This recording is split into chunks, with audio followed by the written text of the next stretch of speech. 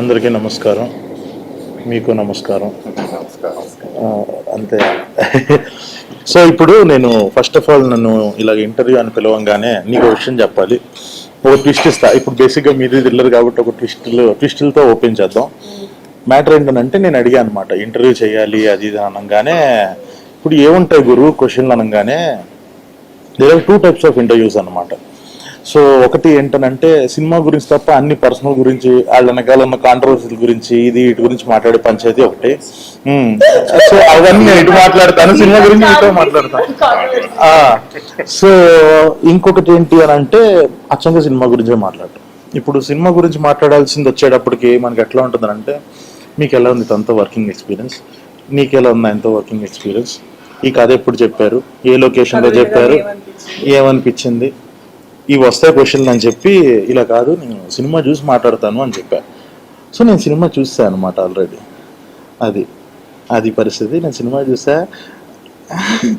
ఎందుకు ఏ పెద్ద భూత ఏంటి నేను చూడకూడదు ఏంటి సినిమా? లేదు చెప్పాలి, అలా చెప్తే బాగుంటది కదా అని. అంతే. ఎవరికి బాగుంటది సార్?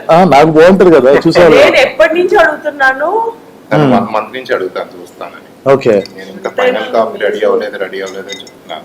ఓకే. మీరు ఎంతైనా ఒకటేనా? అలా ఏం లేదు, మన ఇంటర్వ్యూ బాగా రావాలని చూపించాను. సరే, ఓకే. మన ఇంటర్వ్యూ మొదలు పెట్టేటైతే మీరు ఎంతైనా ఒకటే అన్నారు కదా. సో ఫస్ట్ ఒకటి చెప్పు నాకు. ఫస్ట్ నాకు ఈ పోస్టర్ చూడంగానే ఆడపిల్లనే అయితే ఏంటంట. సో ఇది నీ ఐడియానా డైరెక్టర్ ఐడియానా? ఇప్పుడు నీ ఉద్దేశంతో రాసుకున్నావు ఆడపిల్లని అయితే ఏంటంట అని. అంటే ఈ వర్డ్స్ డైరెక్టర్ గారిదో లేదో నాకు తెలియదు, కానీ ఐడియా డైరెక్టర్ గారిదే. బట్ ఐ థింక్ దాని తర్వాత నన్ను చూసి నాతో వర్క్ చేసి క్యారెక్టర్ది నాది రిలేటబిలిటీ చూసి అది పెట్టారేమో అని నేను అనుకుంటున్నా. మీరేమంటారు? 100% స్క్రిప్ట్ లెవెల్లో ఈ డైలాగ్ లేదు.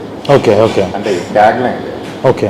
బట్ వర్కింగ్ టైంలో క్యారెక్టర్ని ఎలా ప్రజెంట్ చేద్దాం ఆడియన్స్ అన్నప్పుడు ఐ థాట్ సౌమ్య అనే క్యారెక్టర్ని ఇలా సమ్మరైజ్ చేయొచ్చు అని అనిపించింది.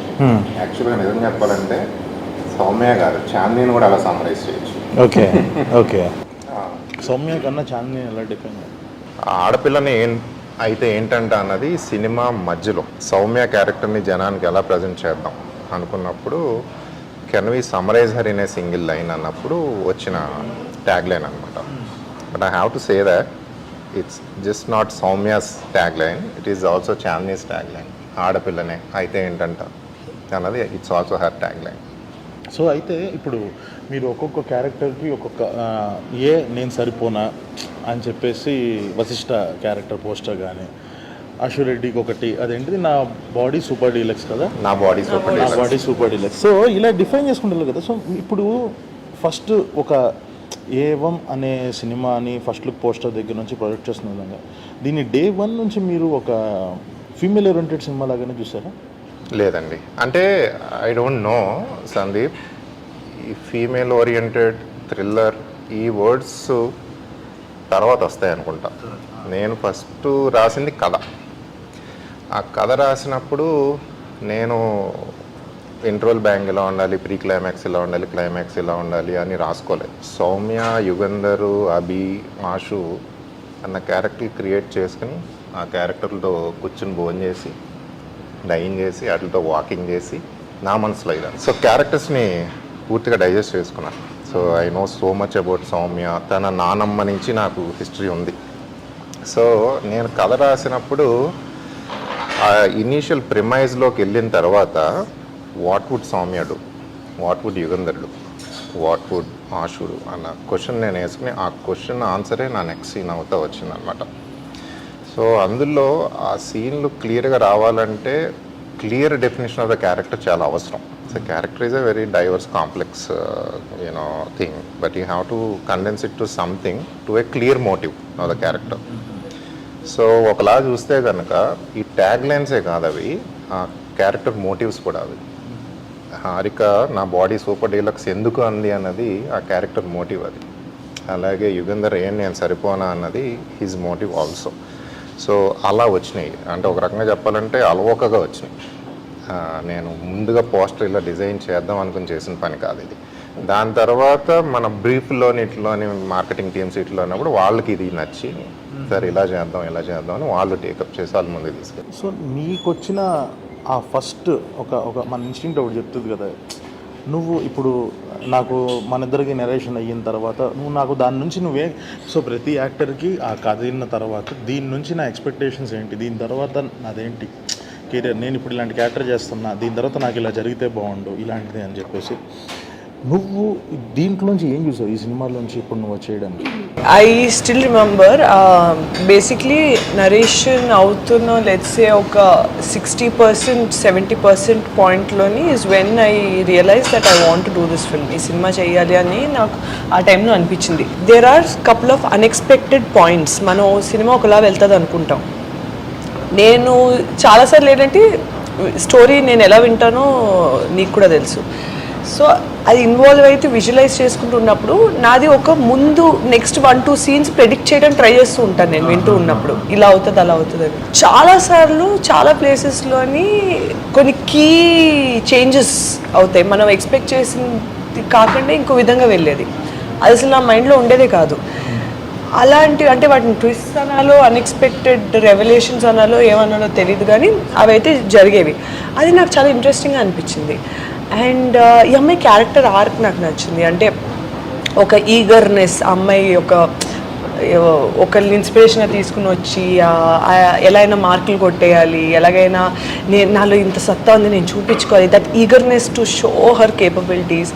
అట్ ద సేమ్ టైం తన vulnerability factors, at the same time తను తను అదంతా ఉన్నా బికాస్ తను పెరిగిన వాతావరణం అవ్వచ్చు, లేదా తను షీస్ ఫ్రమ్ వికారాబాద్, అక్కడ తను పెరిగిన వాతావరణంలోని ఇంతవరకే స్కోప్ ఉంది మేబీ ఆ అమ్మాయి పర్సనలీ గ్రో అవ్వడానికి. కానీ అమ్మాయి మైండ్ వైజ్లో చాలా బ్రాడ్, తనకి చాలా ఇది చేయాలి అది చేయాలి ఉంటుంది, చాలా ధైర్యం, కానీ అది తను చూపించుకోలేదు, సైలెన్స్లో ఉంటుంది. ఆ ఇన్నర్ టర్మాయిల్స్ అవి నాకు చాలా నచ్చాయి.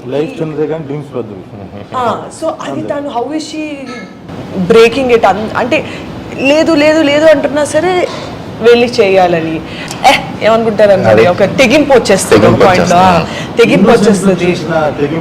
అవును, అంటే ఆ తర్వాత బికాజ్ సినిమా చూసా కాబట్టి నేను కూడా చెప్పొచ్చు, ఆ ఇన్నోసెన్స్ నుంచి వెళ్తూ వెళ్తూ ఒక పాయింట్ తర్వాత ఏమనిపిస్తుంది అంటే వై ఇలా చేద్దాం, ఇప్పుడు దీని తర్వాత రిపర్కషన్స్ ఏముంటాయి, దానివల్ల ఏమైనా ప్రాబ్లమ్స్ అరైజ్ అవుతాయి, అంత దూరం ఆలోచించదు. ఫాస్ట్గా చేసేయాలి, తొందరగా చేసేయాలి, మనం మార్కులు కొట్టేయాలి, ప్రూవ్ చేసుకోవాలి. నేను ఇప్పుడు ఇది ఒక కేసు సాల్వ్ చేసేస్తే అప్పుడు నన్ను సీరియస్గా తీసుకుంటారు. ఆ కైండ్ ఆఫ్ ఇది వెళ్ళి వెళ్ళి వెళ్ళి దెన్ ఫైనలీ ఒక అన్ఎక్స్పెక్టెడ్ పొజిషనింగ్లోని తను అనుకోకుండా ఒక కైండ్ ఆఫ్ ఒక క్రేజీ కేసు వచ్చి తన ముందు ఉంటుంది, ఎవరు పట్టించుకోరు. ఈ కేసులో ఇంత సీన్ ఉందనే విషయం ఎవరికి తెలీదు. అది తను she realises it and then how that becomes big. అంటే అది ఎక్స్పెక్ట్ చేసిన కన్నా కేసు చాలా పెద్దది అవుద్ది ఇన్ టర్మ్స్ ఆఫ్ సివియారిటీ. ఇప్పుడు మనం కొత్తగా ఏ ప్రొఫెషన్లోకి వెళ్ళినా సరే, పోలీస్ అవ్వనివ్వండి లేదా మన ఫీల్డ్ ఏవైనా సరే, ఎలా నడుచుకోవాలి, ఎలా మాట్లాడాలి, ఎలా బిహేవ్ చేయాలి, ఎంత చెప్పాలి ఎంత చెప్పకూడదు, ఎలా చెప్పాలి, ఈ మ్యాజిక్లు గిమ్మిక్లు మనకు తెలీదు. మనం ఎందుకంటే మనకి అవన్నీ ట్రైనింగ్లు ఇవ్వరు కదా. మనకి ఎంతసేపు ఇప్పుడు యాక్టింగ్ ట్రైనింగ్ ఎవరైనా తీసుకుంటే యాక్టింగ్ నేర్పిస్తారు, ఇంటర్వ్యూల్లో ఎలా మాట్లాడాలో, బయట ఎలా నడుచుకోవాలో అవన్నీ గ్రూమింగ్ అదంతా ఉంటుంది, కానీ జనరల్లీ అదంతా ఉండదు. పోలీస్ ట్రైనింగ్లో కూడా ఐఎమ్ గెస్సింగ్, అంటే నాకు కంప్లీట్గా అవగాహన లేదు, బట్ ప్రెస్తో ఎలా మాట్లాడాలి యాజ్ అ పోలీస్, లేదా వీళ్ళు ఎలా హ్యాండిల్ చేయాలి, మన సుపీరియర్స్ని ఎలా హ్యాండిల్ చేయాలి, అవన్నీ నేర్పించరు. ఉండి ఉండి ఆ రాటు తేలిపోవడం వల్ల మన స్లోగా నేర్చుకుంటారు. అదంతా కూడా చూపిస్తారు ఈ సినిమాలో. నాకు ఆ పాయింట్స్ చాలా నచ్చాయి. అంటే you can see an arc. ఇంటర్వ్యూల్లో ఎలా మాట్లాడాలన్నది కూడా మన ఇద్దరికి ఫస్ట్ నేర్పించాలి. అది కూడా ఇప్పుడు నువ్వు నేను ఇంట్లో కూర్చొని క్యాజువల్ గా మాట్లాడి మీ ఇద్దరు కంపేర్ టు మీ సీనియర్స్ ఇక్కడ ఇంటర్వ్యూస్ లో, అందుకే కంఫర్టబుల్ గా కూర్చోవడం వల్లే కదా మాకు ఈ ప్రాబ్లమ్స్. నేను కూడా అంతే, ఇలా కూర్చోకుండా మన ఇలా వెనకాల కూర్చొని మాట్లాడినందుకు నాకు చాలా యాటిట్యూడ్ అన్న పేరు వచ్చింది. సో అదే అంటుంది మాత్రం దానికి పిల్లలరా మీరు. సో నాకు ఈ క్యారెక్టర్, ఈ సౌమ్య క్యారెక్టర్ నేను ఎందుకు ఒక ఆ ఫీమేల్ క్యారెక్టర్కి అలా కనెక్ట్ అవ్వటము అది ఏంటి అని అంటే, సో నేను కూడా బయట స్వతహాగా చాలా ఓవర్ ఎక్సైటెడ్గా అయింది.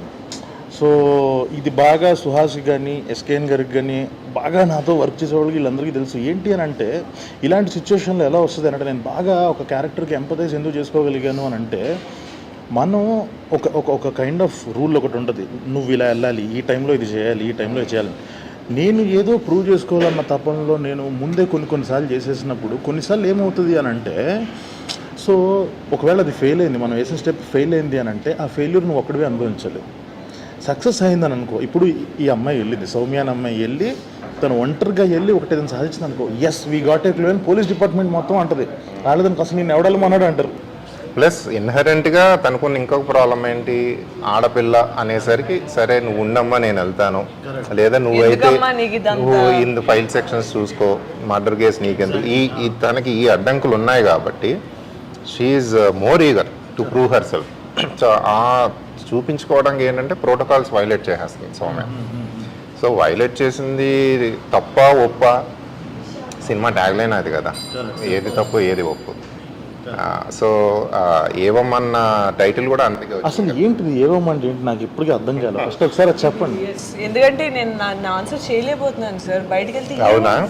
What so see why is it called ఏవం? So it does happen. ఆయన ఇట్ డస్ హ్యాపెన్ క్యాప్ అయితే పెట్టుకున్నారు. ఓకే, ఇప్పుడు ఏవమ్మంటే ఏంటి అదే? సో ఎందుకు ఏవం పెట్టానో చెప్తాను, దాని తర్వాత మీకు ఒక చిన్న ఇంకొక హింట్ కూడా ఇస్తాను, అది ఇంటికి వెళ్ళి ఆలోచించండి. సో ఏవం అంటే ఇట్ డస్ హ్యాపెన్ అంటే ఇది ఇలా జరిగింది అంటే విచిత్రమైన సిచ్యువేషన్లోకి ఒక విభిన్నమైన మనస్తత్వాలను వ్యక్తులు వచ్చిన మూలంగా ఈ కథ మొదలవుతుంది. సో చాందిని సౌమ్యది ఒక పోరాటం, తను ప్రూవ్ చేసుకోవటం, యుగంధర్ది ఒక మోటివ్, అభికి ఒక పోరాటం, హారికది ఒక పోరాటం ఉంది. సో ఇందులో జరిగిన సంఘటనలన్నీ వీళ్ళ మోటివ్స్ మూలంగా జరుగుతాయి. సో ఇందులో we touch toxic masculinity, we touch patriarchy, we slightly touch feminism, ఇవన్నీ ఉన్నా కూడా but film is not preachy. Film is a clean entertainer, it's a clean thriller. But as a story teller నేను at the end of the film I did not take any side. I did not take your side, I did not take Yugandhar side, I did not take Abhi's side. So that is why I said I want the audience to take that side.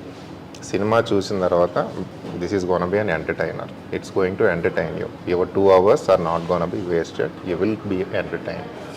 But once you are entertain there is something more to think about it. It is up to you to take that side. ఆ side మీరే తీసుకోండి. సౌమ్య హీరోనా, అభి హీరోనా, యుగంధర్ హీరోనా అన్న side మీరు తీసుకోండి. అందుకని ఇట్ డస్ హ్యాపెన్ అని చెప్పి ఏవం అని పెట్టాను. సో నాకు అర్థమైంది ఏంటంటే చూడంగానే ఇది డెఫినెట్గా వాళ్ళ యొక్క సెన్సిబిలిటీస్ ప్రకారం ఒక్కొక్కళ్ళు కనిపిస్తారు. ఎగ్జాక్ట్. ఆడవాళ్ళు చూసినప్పుడు సారీ అండి, we did some focus groups channel. So మీకన్నా కొంతమంది ఆల్రెడీ చూశారు. పార్ట్ ఆఫ్ మార్కెటింగ్ ఇది. సో ఉమెన్ చూసినప్పుడు ఈ సినిమా కంప్లీట్గా డిఫరెంట్ అవుట్కమ్తో బయటకు వస్తారు. వాళ్ళ emotional state is completely different from again married men చూసినప్పుడు వాళ్ళ ఎమోషనల్ స్టేట్ కంప్లీట్గా డిఫరెంట్ ఉంటుంది. అలాగే యంగ్ పీపుల్ 18 to 25 వాళ్ళు కంప్లీట్గా ఆ ఎమోషనల్ స్టేట్లో వస్తారు. But the bottom line is it's an entertainer, it will entertain you. But the take away from the film అది ఒక్కొక్కరికి ఒక్కొక్కలా ఉంటుంది. ఎందుకంటే అవన్నీ మన లైఫ్లోంచి వచ్చిన క్యారెక్టర్స్ అవన్నీ.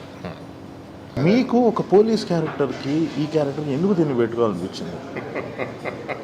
సౌమ్య ఏంటంటే మన అందరిళ్లలో ఉండే ఆడపిల్ల కాబట్టి కొన్ని చేయొచ్చు కొన్ని చేయకూడదు అనేది ఒక cultural restriction by default impose అయిపోతుంది. Men we don't realize our privilege many times. So it just so happen that she's a police officer. తను డాక్టర్ అయినా అదే ప్రాబ్లము, తన ఐటీ ఇంజనీర్ అయినా అదే ప్రాబ్లము, తన క్యాబ్ డ్రైవర్ అయినా అదే ప్రాబ్లం. ఎసెన్షియలీ ఆ జర్నీ అదే. సో షీఈ్ పేట్రియార్కీతో పోరాటం. అంటే పేట్రియార్కీ అంటే మెన్ చేత బిల్డ్ అయిన సిస్టమ్స్. అది మెన్ ఏమీ ఈవిల్గా డిజైన్ చేసి బిల్డ్ చేసినవి కాదు. It just so happen the world was build by them. And సడన్గా ఈక్వాలిటీ అనే కాన్సెప్ట్ వచ్చింది. Women have a far difficult path. So అది నాకు ఇంట్రెస్ట్ అయింది. సో అందుకనే నాకు కథల్లో అంటారు కదా ట్రంప్ కార్డు, నా ట్రంప్ కార్డు యుగంధర్ నా చేతిలో ఉన్నా కూడా నేను రాస్తా ఉన్నప్పుడు నాకు Soumya perspective, Soumya point of view ఎక్కువ ఇంట్రెస్టింగ్. కమర్షియల్గా ఎలివేట్ చేయడానికి నాకు విలన్ ఉన్నాడు, హీరో అన్నాడు, గుడ్ అండ్ బ్యాడ్ ఫైట్ ఉంది. కానీ ఇందులో ఒక మధ్యలో ఒక అబల, మనం అబల అనుకుంటున్న ఒక అబల నేను వేసేస్తే తను ఎలా చూస్తుంది, తను ఎలా రియాక్ట్ అవుతుంది అనేది నాకు ఇంట్రెస్టింగ్ అనిపించింది. సో అలా అనుకోకుండా తను మెయిన్ క్యారెక్టర్ అయింది. So coming back to why చాందినికి బై ద వే చాందిని పేరు చెప్పినప్పుడు నాకు రిఫరెన్స్ మీ మూవీ. సో కలర్ ఫోటో చూసారంటే ఆ రోజు ఇంటికి వెళ్ళి కలర్ ఫోటో చూశాను అనమాట. I loved it by the way, such an amazing attempt, very bold attempt. So colour photo చూసిన తర్వాత కానీ కలర్ ఫోటోలో నాకు సౌమ్య కనిపించలా, అది ఇంకొక అమ్మాయి. సో ఈ చాందిని ఏంటి అని యూట్యూబ్లో ఇంటర్వ్యూస్ కొడతా అంటే ఇలాగే ఒక వెరీ ఆర్గానిక్, సింపుల్, రిలాక్స్గా ఉన్న ఇంటర్వ్యూలో తను చెప్తాను ఇలాగ నాకు ఇలా అయింది ఇలా. That's when I saw my Soumya, oh she is the girl అనుకొని ఆ తర్వాత we met at a coffee shop and కలిసి చెప్తా ఉన్నప్పుడు బై సెకండ్ సీనే నాకు అర్థమైపోయింది. ఎందుకంటే నేను చెప్తా ఉంటే తన ఫేస్లో ఉన్న మైక్రో ఎక్స్ప్రెషన్స్ ఇది ఫైనల్గా I was able to see the film in her face. ఎందుకంటే అప్పటి వరకు నేను రాసుకున్నాను కానీ నా మనసులో యాక్టర్ లేదు కదా. తను చూసినట్టు okay I was able to see the whole thing అన్నమాట. ఇక్కడ I have to tell you something, maybe క్రెడిటో డిస్క్రెడిటో నాకు తెలీదు. సో ఇంటర్వెల్ ముందు ఒక క్రిటికల్ సీన్ ఉంటుంది, ఆ క్యారెక్టర్ ఒక చిన్న ఒక జంప్ వేస్తుంది. నేను ఆ సీన్ లేదు దాని ముందుది. సో అది నేను ఒకలా రాసుకుని నెరేట్ చేస్తా సడన్గా ఆగి చాందిని అడిగాను, చాందిని ఇప్పుడు సౌమ్య ఏం చేస్తుంది అని అడిగా. Chandini gave a different answer and the thing is I was so convinced with that answer. అప్పుడు నాకు అర్థమైంది ఏంటంటే okay, she understood the character probably better than me. ఇది నాకు తెలియదు, అది చెప్తా, సినిమా రిలీజ్ అయిందో చెప్తాను. రిలీజ్ అయినా చెప్పండి నాకు. So there is a critical scene, no?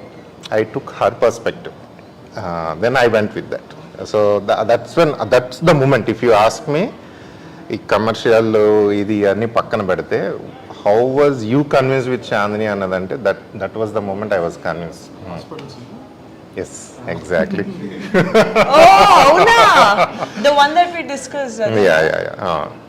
అంత చిన్నది అంత ఇంపాక్ట్ఫుల్ గా నాకు అప్పుడు అర్థమైంది. You're able to judge it, you know journey you're able to judge అనేది అప్పుడు అర్థమైంది. మేము డైరెక్టర్స్గా ఓకే ఈ సీన్ వర్కౌట్ అయ్యిద్ది, ఓకే మన ట్రైలర్లో వేసుకోవచ్చు, కమర్షియల్గా వర్కౌట్ అయితే ఒకటి రాసుకుంటాం. సో బట్ ఆ క్యారెక్టర్ని అర్థం చేసుకుంటే డెఫినెట్గా అక్కడ బిహేవియర్ అర్థమైపోతుంది ఆబ్వియస్గా. అదొకటి. ఎందుకనంటే ఈమె నెరేషన్లో ఎట్లా ఉంటానంటే నేను కూడా అంతే. ఫస్ట్ నెరేషన్ ఇచ్చినప్పుడు ఫస్ట్ సీను వాళ్ళ నాన్న డెడ్ బాడీ దగ్గరికి వెళ్ళి ఒక బిహేవియర్ చేస్తుంది కదా, ఈమె ఫస్ట్ ఏంటంటే కళ్ళు డ్యాన్స్ చేయడం స్టార్ట్ చేస్తాయి. ఆ కథలు వినేంతసేపు ఆ మంచి ఎక్స్ప్రెసివ్ వాయిస్ అలా డ్యాన్స్ చేస్తా ఉండే ఓకే ఏమి ఎక్సైట్ అవుతుంది. నాకు ఫస్ట్ సీన్కి పడిపోయింది చేసేస్తుంది అన్నట్టు ఫీలింగ్ వచ్చింది. ఎక్కడో కాన్ఫిడెన్స్ తీసేసింది అంటే వన్ సెకండ్ ఏంటి నిజంగా నువ్వే రాసావు మొత్తం అని అంటుంది. ఎవడన్నా అడుగుతాడు అలాగా. అదే ఓకే కంటిన్యూ. ఇదేం క్వశ్చన్, దిక్కుమాలిన క్వశ్చన్. అదే. సో అలాగా. బట్ మీరు అన్నది కరెక్ట్. మీరు కాస్టింగ్లో చేసిన ది బెస్ట్ చాయిసెస్లో ఎలాగైతే ఎందుకనంటే చాలా ఇప్పుడు ఒక క్యారెక్టర్, ఒక ఫీమేల్ క్యారెక్టర్కి వాళ్ళకి బలుపు ఉంది, ఇది కొంచెం ఒక కైండ్ ఆఫ్ అంబిషన్ ఉంది ఇది అని వేరే వాళ్ళకి చాలా డైలాగులు చెప్పలేము, కానీ తినకైతే వర్కౌట్ అయిపోతాయి కొన్ని ఎక్స్ప్రెషన్స్లోనే. సునీల్ అన్న తిను ఎదురెదురుగా కూర్చొని మాట్లాడుకుంటుంటారు. It is like 1-on-1 scene. So నాకు తెలుసు ఇదేంటి చెయ్యి మడిస్తే కండపడాలి, నవ్వితే బుగ్గ మీద సొట్టపడాలి, గాలికి జుట్టు ఎగరాలి, ఇలాగా ఒక బ్యూటీని డిఫైన్ చేసే సీన్ ఒకటి ఉంటుంది. అది it was completely different thing అప్పుడు దానికన్నా ముందు. బట్ ఏంటంటే ఆయన కౌంటర్స్కి తినిస్తున్న రియాక్షన్స్కి అర్థమైపోయింది, ఓకే ఆల్రెడీ మండిపోయి ఉంది, క్లియర్గా అర్థమైపోతుంది, ఇంకెందుకు ఈ డైలాగులన్నీ రాయటం అని చెప్పి జస్ట్ ఒక డైలాగ్తో ఉంచా. సో ఇందులో కూడా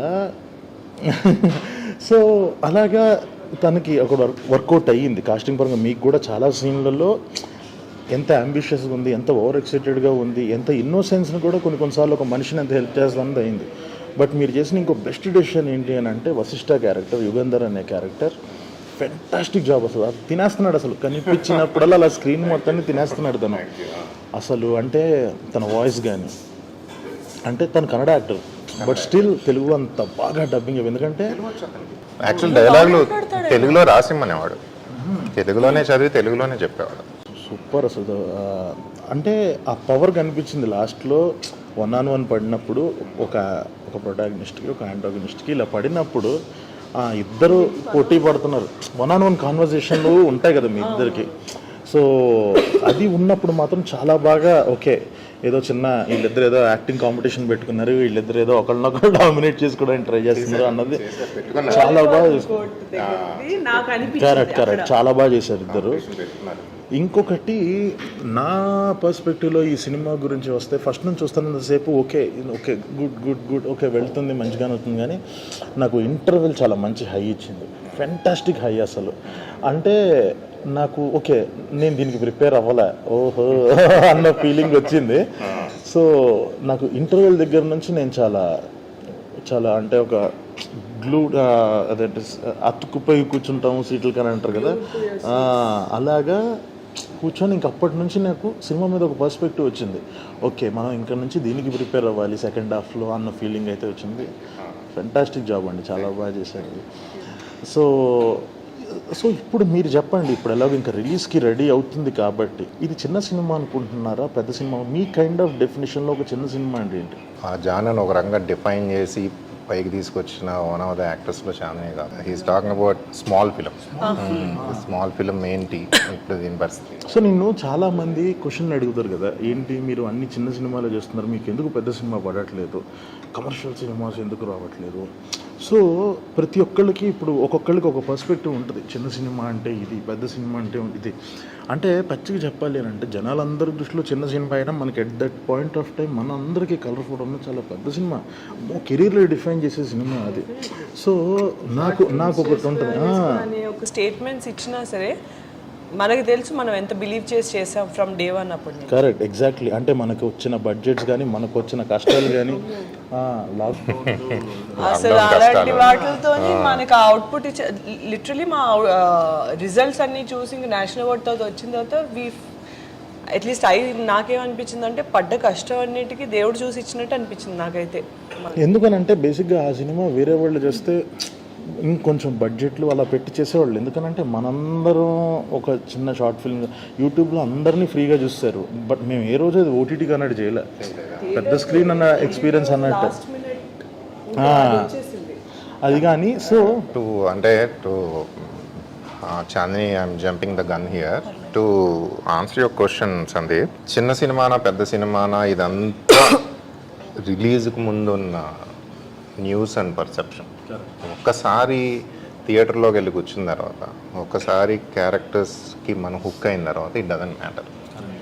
ఎస్ టెక్నికాలిటీస్లో డిఫరెన్సెస్ ఉంటాయి, కెమెరా కానీ టెక్నిక్ కానీ ఉంటుంది కానీ, but the most important thing is the story and the characters that you can relate to. అంటే చిన్న సినిమా అంటే ఎసెన్షియలీ ఒక passionate people coming together trying to do it against all the arts. So ఆ passion మీకు కనిపిస్తుంది ఫిలింలో and audience తెలియకుండానే connect అవుతారు. ఇదంతా మన ముందున్న ఇది బడ్జెట్ ఎంత, ఇది ఎంత అయింది, ఎన్ని గంటలు, ఇవన్నీ అయిపోయిన తర్వాత ఒక్కసారి థియేటర్లోకి వెళ్ళి కూర్చున్న తర్వాత, ఒక్కసారి క్యారెక్టర్స్ మనకు కనెక్ట్ అయిన తర్వాత none of these matters. Run time ఎంత, ఏ కెమెరాతో తీశారు, ఏ లొకేషన్లో తీశారు, అది నా ఒపీనియన్ అది. But of course there are commercial realities.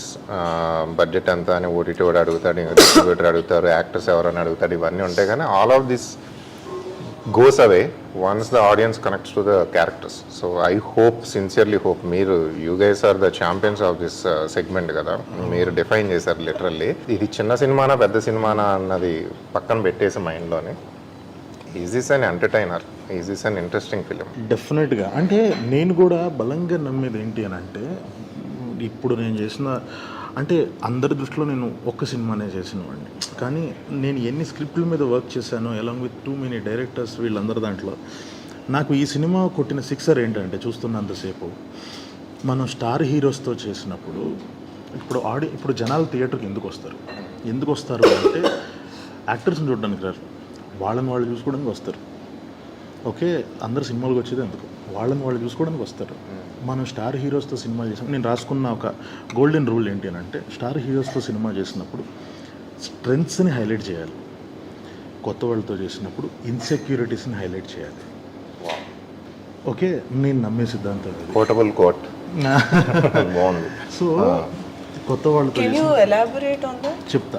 అంటే ఇప్పుడు నేను ఒక మహేష్ బాబు గారి సినిమాను, పవన్ కళ్యాణ్ గారి సినిమాను, వాట్ ఎవర్ ఒక లీగ్ 1లో ఉన్న హీరోస్ అందరి సినిమాలకి వెళ్ళినప్పుడు నేను కూడా ఈయనలాగా ఏదో ఒక రోజు కొడతాను, ఎవడో ఒకరిని కొట్టాలి. The will whistle. ఎందుకు విజిల్ వేస్తారు అని అంటే, మనం చేయలేని పనులన్నీ వాళ్ళు అక్కడ చేస్తున్నారు. సో వీళ్ళల్లో ఉన్న ఒక 1% ఆఫ్ స్ట్రెంగ్త్. ఒకడు ఇప్పుడు ఒక పీక్ మూమెంట్స్ అంటే ఏంటి, ఇప్పుడు సినిమాల్లో హీరో మన చిరాకు వస్తుంది జాబ్ అన్నప్పుడు వాడు రిజైన్ చేయడం ఇస్ పీక్ మూమెంట్. ఎందుకంటే నేను చేయలేను రిజైన్. అక్కడ స్టార్ హీరో చేస్తాడు, దీని అమ్మ అని ఒక బాస్ మీదకి ఒక పేపర్ సిసురు కొట్టి బయటకు వెళ్ళడం ఈ స్పీక్ మూమెంట్ వాళ్ళకి. ఎందుకనంటే నాకున్న ఒక 1% స్ట్రెంగ్త్ని ఆడ ఒక 100% చేసి చూపిస్తున్నాడు ఒక స్టార్ హీరో. అదే కొత్త వాళ్ళతో చేసినప్పుడు వీ షుడ్ హైలైట్ ఇన్సెక్యూరిటీస్ని క్యాష్ చేసుకోవాలి. అమ్మా నేను కూడా ఇంతే నల్లగా ఉన్నాను, నేను ఇవన్నీ పడున్నా, నేను కూడా ఇంతే లావుగా ఉన్నా, వాట్ ఎవర్ వాళ్ళు పడిన కష్టాలన్నీ ఇంకొకటి రిఫ్లెక్ట్ చేస్తే క్యారెక్టర్ కనెక్ట్ అయ్యి వీడి తర్వాత ఏం చేస్తాడు అని చూసుకుంటూ వెళ్తారు. సో నాకు ఈ సినిమాలో ఫస్ట్ ప్రతి ఒక్క క్యారెక్టర్ది ఇన్సెక్యూరిటీ బాగా హైలైట్ చేశారు. సో అప్పుడు ఏంటి అని అంటే, మీరు ఇందాక అన్నట్టు సినిమాకి వచ్చి కూర్చున్న తర్వాత ఒక ఫస్ట్ 20 నిమిషాలైనా కొత్తోళ్ళైనా పాతోళ్ళైనా హీరోలైనా ఎవరైనా క్యారెక్టర్ కనెక్ట్ అయ్యేంతవరకే. ఆ తర్వాత నేనే కనిపిస్తుంటాను స్క్రీన్ మీద, ఎవరు కావాలో అది కానీ.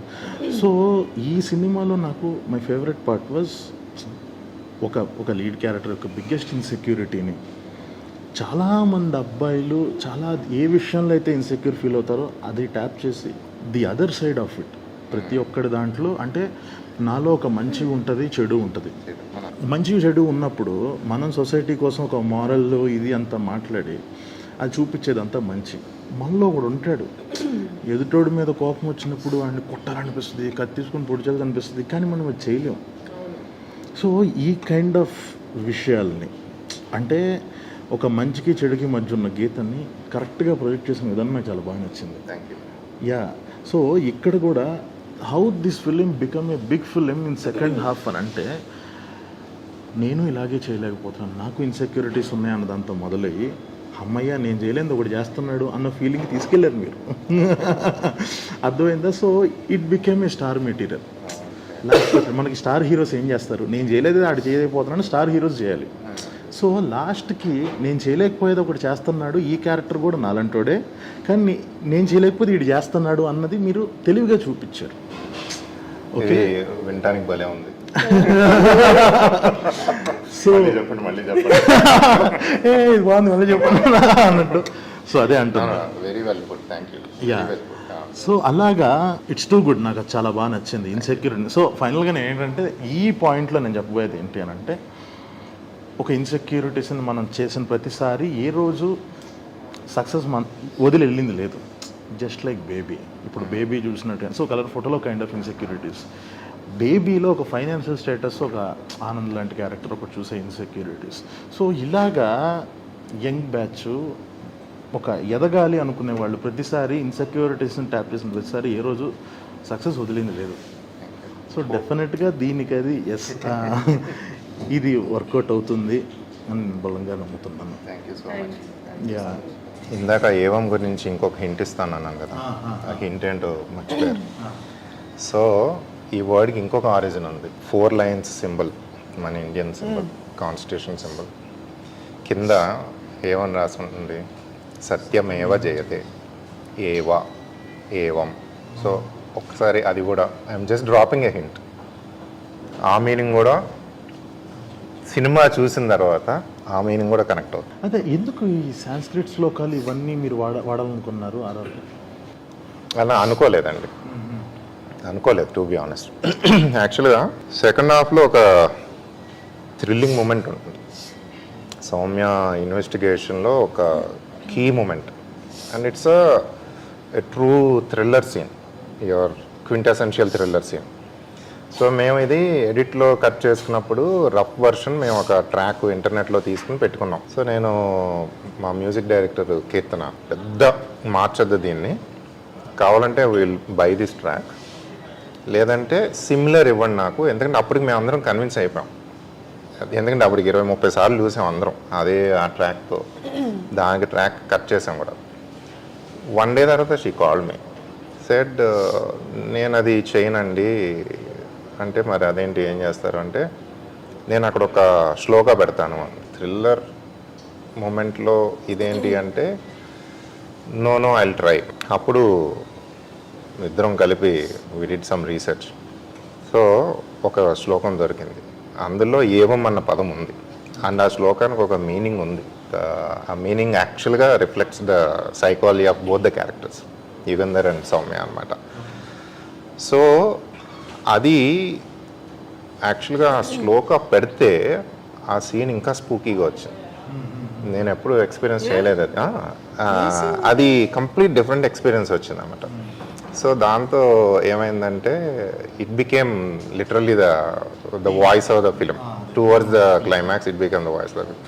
సో అది అలా అనుకోకుండా వచ్చిందండి. ఇంక when it comes to title చాలా కొట్టుకున్నాం స్టార్టింగ్లో. నాకు I'm not taking any sides, ఇది ఇలా జరిగింది అన్నది అది ఉంది నాకు. ఇంకొక మీనింగ్ ఏంటంటే ఏవం అంటే ఒకటే అంటే ఏంటంటే what women are seeking, what men are seeking is at the end of the day same, both. ఏంటంటే లవ్ అండ్ పీస్, అందరూ పోరాటం. కాకపోతే the way men look for it and the way men express it is so different from the way women look for it and women express it. ఈ కాన్ఫ్లిక్ట్లో నుంచి వచ్చిన characters ఇవన్నీ ఒక రకంగా మీరు గమనిస్తే. So at the end of the day ఇద్దరూ వెతుకుతా ఉన్నది ఒకటే అన్నది ఏవం అనిపెట్టి. యాక్చువల్గా గుర్తుందో లేదో మీకు, మీదిని గంగాది లాస్ట్లో ఒక సీన్ ఉంటుంది, అది సినిమాలో లేదు కానీ, బట్ అది that was the intention of the film అనమాట. అలాగా నేను ఆ వర్డ్స్ వెతుకుతా నాకు ఒక అలవాటు ఏంటంటే ఆ వర్డ్ రూట్స్ వెతుకుతా, ఆ రూట్లో నాకు ఇది దొరికింది. మనం కొన్నిసార్లు అంతే, మనకు తెలియకుండానే కొన్ని రాసి కొన్ని సడన్గా మ్యాచ్ అవుతాయి, రూట్స్కి మ్యాచ్ అవుతాయి. అంటే మనం కరెక్ట్ డైరెక్షన్లో ఉన్నామని అర్థం, కంగారు పడాల్సిన అవసరం లేదు. అంటే ఎక్కడో ఒక హాలీవుడ్ ఫిల్మ్లో ఎవడో ఒక పెద్ద డైరెక్టర్ ఎవరో ఒకరు చేసిన దాంట్లో సిమిలర్ సీన్ తగిలినప్పుడు నేను బాగా రే మళ్ళాంటిదే అని బాధపడటం కన్నా పర్లేదు, మనం కూడా ఈ స్కేల్లో ఆలోచిస్తున్నాం మనం అన్న అదొకటి తగులుతుంది సరే, అది ఇచ్చే కాన్ఫిడెన్స్ వేరు. మనం ఒక టైటిల్ అనుకున్నాము, తర్వాత దాని ఆరిజిన్ దగ్గరికి వెళ్ళినప్పుడు అరే ముందుది వెనకది కూడా మ్యాచ్ అవుతుంది ఏంటి అసలు ఎప్పుడు అనుకోకుండా. ఎగ్జాక్ట్లీ ఎలాగైతే ఒక కథ ఆ పాత్రలను కోరుకుంటుందో, ఆ పేస్ని కోరుకుంటుందో, అలాగే కొన్నిసార్లు టైటిల్ని కూడా కోరుకుంటుంది. సో ఫైనల్గా నేనైతే చూసిన వాడిగా చెప్తున్నాను, it's a very good film. అంటే చాలా నాకు ఒక ఏదో మనం ఒక థ్రిల్లర్ తీస్తున్నామా, మనం ఇలాంటి సినిమా చేసేయాలి అని చెప్పి రాసినట్టు కాకుండా ఒక డైరెక్టర్ యొక్క వాయిస్ కనిపించింది నాకు అందులో, మీ యొక్క థాట్ ప్రాసెస్ కనిపించింది. అది చాలండి, మీరు అసలు కంగారు పడాల్సిన అవసరం లేదు. సో అందరికీ నచ్చుతుంది. అండ్ మీరు అన్నట్టుగానే డిఫరెంట్ పర్స్పెక్టివ్స్, అంటే నువ్వేం అర్థం చేసుకున్నావు ఈ సినిమాని అని అడిగిన తర్వాత నీకు నచ్చిందా నచ్చలేదా అన్నది పక్కన పెడితే, నచ్చకపోవచ్చు ప్రతిదానికి, బట్ ప్రతి ఒక్కడు ఆ సినిమాను ఒక రకంగా డిఫైన్ చేస్తారు కదా, అక్కడ తన సెన్సిబిలిటీస్ ఏంటన్నా చెప్పేసి ఈ సినిమా విషయంలో. సో ఇది ఒక క్యారెక్టర్ స్టడీ లాగా, కేస్ స్టడీ లాగా కూడా వాడుకోవచ్చు. ఓకే, సో డెఫినెట్గా ఎగ్జాక్ట్లీ పర్సనాలిటీ డిఫైన్ చేయొచ్చు. That's the best thing about this film. ఇద్దరికి ఆల్ ద వెరీ బెస్ట్. ఇరగదేయండి, ఇంకా ప్రమోషన్స్ గట్టి చేయండి, అంతే చేయి, ప్రమోషన్స్ గట్టి చేయండి. మామిడి పంటలో బాగోపోయినా అంతే. So thank you so much. So మీరు సినిమా చూస్తానన్నప్పుడు కొంచెం టెన్షన్ ఫీల్ అయ్యాను, కలర్ ఫోటో డైరెక్టరు నా సినిమా చూస్తున్నారు అని. సో సినిమా మీరు చూసిన దాని తర్వాత బాగుంది బాగాలేదు మీరు అన్నట్టుగా ఇట్స్ ఏ సబ్జెక్టివ్ ఒపీనియన్. తర్వాత మన ఇద్దరికి జరిగిన డిస్కషన్ నేను చాలా బాగా చేశాను. అంటే మీరు అడిగిన questions the sensibility, I really like the sensibility. And ఇంకొకటి, you graciously offer to interview us. This is our first interview together. And actual మీతో మాట్లాడిన తర్వాత ఇంకా కాన్ఫిడెన్స్ వచ్చింది మాకు. విల్ గో అని. Thank you so for much. that. All the very best. Thank you. నువ్వు నమ్ముతున్న నిజాలన్నీ నీ చుట్టూ ఉన్న లోకమంతా